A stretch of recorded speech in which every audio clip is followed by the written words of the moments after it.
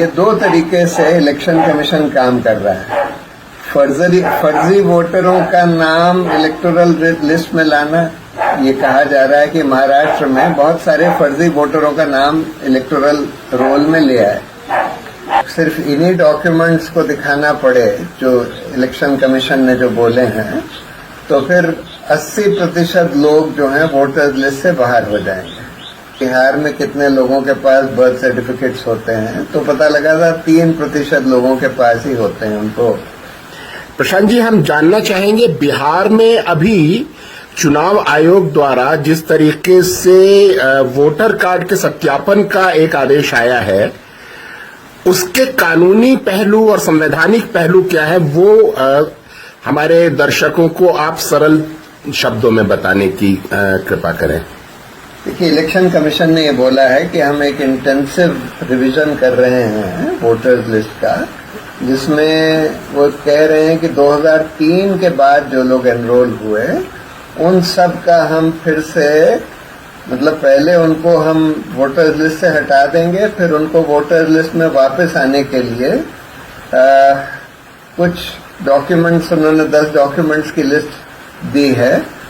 उन 10 डॉक्यूमेंट्स में से कोई 1-2 डॉक्यूमेंट्स प्रोड्यूस करने होंगे, जिसमें कि बर्थ सर्टिफिकेट, पासपोर्ट और ये कुछ गवर्नमेंट के दूसरे सर्टिफिकेट्स, स्कूल सर्टिफिकेट्स वगैरह वगैरह। उसमें एनआरसी भी लिखा है। हाँ, एनआरसी भी लिखा है जी। तो वो ये कह रहे हैं उसमें राशन कार्ड नहीं है, उसमें आधार कार्ड नहीं है, उसमें ड्राइविंग नहीं, नरेगा कार्ड नहीं है। तो अब इसका कुछ सर्वे पहले किया गया था कि बिहार में कितने लोगों के पास बर्थ सर्टिफिकेट्स होते हैं, तो पता लगा था 3% लोगों के पास ही होते हैं, उनको दिए जाते हैं या वो लोग लेते हैं सरकारी बर्थ सर्टिफिकेट्स। उसी तरह से पासपोर्ट्स भी 1-2% लोगों के पास ही हैं। तो कुल मिलाकर इसका अनुमान लगाया गया है कि अगर सिर्फ इन्हीं डॉक्यूमेंट्स को दिखाना पड़े जो इलेक्शन कमीशन ने जो बोले हैं, तो फिर 80% लोग जो हैं वोटर्स लिस्ट से बाहर हो जाएंगे 2003 के बाद जो रजिस्टर हुए हैं, यानी पिछले 22 साल में जो लोग रजिस्टर हुए हैं, यानी कि जो लोग 40 साल से ऊपर के हैं। बूथ लेवल पोलिंग एजेंट्स जो हैं वो सारे घर घर में जाकर इस तरह के प्रमाण लेकर एन्यूमरेशन कर लेंगे, ये बिल्कुल अनरियलिस्टिक है। तीसरी बात, बहुत सारे लोग जो हैं माइग्रेंट वर्कर्स हैं, वो घर पर हैं ही नहीं, वो बाहर गए हुए हैं, उनका आप कैसे देखेंगे?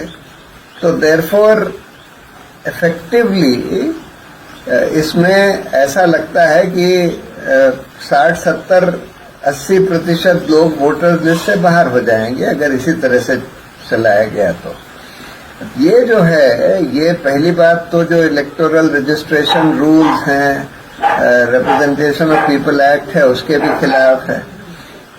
सुप्रीम कोर्ट ने पहले एक आदेश दिया था, उसके भी खिलाफ है। वोटर्स रूल्स में ये है कि अगर आप किसी का नाम हटाना चाहते हैं तो उसको नोटिस देना होगा, उसको रीजन देना होगा कि आप क्यों हटाना चाहते हैं, किस आधार पर हटाना चाहते हैं, क्या कंप्लेंट आई है आपके पास, जिससे वो उसका जवाब दे सके। अब ये प्रोसीजर तो ये लोग फॉलो कर नहीं रहे हैं, कह रहे हैं ऑटोमेटिकली सब हट जाएगा, वापस लाने के लिए आप ये सारे डॉक्यूमेंट दिखाइए, इनमें से कुछ डॉक्यूमेंट दिखाइए। दूसरी बात, सुप्रीम कोर्ट ने एक पहले लाल बाबू हुसैन का फैसला है 1995 का, उसमें यह बोला था कि इलेक्शन कमीशन ये नहीं इंसिस्ट कर सकता कि भाई यही डॉक्यूमेंट्स हम देखेंगे। कोई भी डॉक्यूमेंट जो इस पर प्रकाश डालता हो कि भाई वो सिटीजन है, वोटर्स लिस्ट में एनरोल हो सकता है, वो डॉक्यूमेंट वो ला सकता है। यानी कि राशन कार्ड, आधार कार्ड, नरेगा रजिस्ट्रेशन, ये सब ला सकता है दिखाने के लिए कि भाई वो सिटीजन है, वोटर्स लिस्ट में एनरोल हो सकता है। तो और तीसरी बात, ये तो बिल्कुल ही आर्बिट्ररी है कि आप एकदम से just before the election, Bihar के तो इलेक्शन तब होने वाले हैं, उसके जस्ट पहले आप इस तरह का ले आए कि हम इस तरह की इंटेंसिव रिवीजन करेंगे और ये प्रमाण आप अगर नहीं ला पाए तब फिर हम आपको डी रजिस्टर कर देंगे।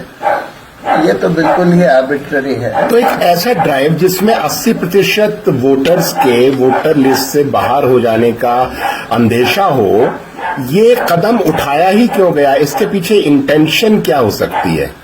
इंटेंशन तो साफ है। हम बहुत दिन से देख रहे हैं कि इलेक्शन कमीशन जो है बिल्कुल सरकारी टट्टू बन गया है। एक तरह से जो सरकार चाहती है वो करता है। अब ये दो तरीके से इलेक्शन कमीशन काम कर रहा है। फर्जी वोटरों का नाम इलेक्टोरल लिस्ट में लाना, ये कहा जा रहा है कि महाराष्ट्र में बहुत सारे फर्जी वोटरों का नाम इलेक्टोरल रोल में लिया है। और दूसरा कि जो जेन्युइन वोटर्स हैं उनको हटाना। तो ये करना ये चाहते हैं, सरकार के कहने पर ही ये किया गया है कि भाई माइनॉरिटी वोटर्स जो कि भाजपा को वोट नहीं देते, दलित वोटर्स जो कि आमतौर पर भाजपा को वोट नहीं देते, इन लोगों को खासकर वोटर लिस्ट से हटा दो। और यही वर्ग हैं जिनके पास सबसे कम इस तरह के प्रमाण जो इलेक्शन कमीशन ने मांगे हैं वो हो सकते हैं। तो वो सेलेक्टिवली, इनको ये भी पता रहता है कि भाई किस बूथ में भाजपा को कितनी वोट मिली पिछले चुनाव में। जहां बहुत कम वोट मिली वहां पर ज्यादातर लोगों के नाम उड़ा दो, जहां ज्यादा वोट मिली वहां ना उड़ाओ। तो ये तो फिर उनके ऊपर है, वो आर्बिट्रेरली सेलेक्टिवली करेंगे। और उनका पूरा ऑब्जेक्ट यही है कि जो लोग भाजपा को ट्रेडिशनली वोट नहीं देते उनके नाम हटा दो वोटर लिस्ट से। तो ये तो बिल्कुल बेईमानी के लिए किया गया। तो क्या ये एक इंडिया जैसी डेमोक्रेटिक कंट्री में ये पॉसिबल भी है? मतलब कल्पना भी नहीं कर सकते हम कि इलेक्शन कमीशन 70-80% वोटर्स को वोटर लिस्ट से बाहर करने का कोई ड्राइव चला दे। 70-80% बाहर नहीं करेंगे। मेरा मानना है जी कि वो 5-10% को ही बाहर करेंगे जी, लेकिन सेलेक्टिवली उन लोगों को बाहर करेंगे जी, जिनका उनको पता है कि ये लोग भाजपा के लिए वोट नहीं करते। ट्रेडिशनली माइनॉरिटीज हैं, दलित हैं, जी। इस तरह के कुछ लोग हैं, या जिन पोलिंग बूथ्स पर पिछली बार भाजपा को बहुत कम वोट्स मिले वहां पर लोगों को बाहर करेंगे। ये बिल्कुल सोची समझी साजिश करी गई है। इसके पीछे एक ही मकसद है कि जो लोग ट्रेडिशनली भाजपा को नहीं वोट करते उनको वोटर लिस्ट से बाहर निकालने का ये तरीका है। तो 10% भी बहुत बड़ा संख्या हो जाएगी। और ये सारे देश में दोहराने की कोशिश करेंगे इसके बाद? उसके बाद सारे देश में कह रहे हैं कि ये तो हम फेज 1 में बिहार का कर रहे हैं, क्योंकि बिहार में चुनाव आने वाले हैं। उसके बाद पूरे देश में करेंगे। तो इसे हम एंटी कॉन्स्टिट्यूशनल तो कह ही सकते हैं। जो बिल्कुल बिल्कुल बिल्कुल totally anti constitutional, illegal, arbitrary, violative of supreme courts order वगैरह वगैरह। सुप्रीम कोर्ट में लोग गए हैं, आपको क्या उम्मीद है कि उसे रोका जाएगा? देखिए, ये एक बहुत बड़ा टेस्ट है हमारी जुडिशरी का भी, और हमें उम्मीद है कि रोका जाएगा। जी, बहुत बहुत शुक्रिया हमसे बात करने के लिए।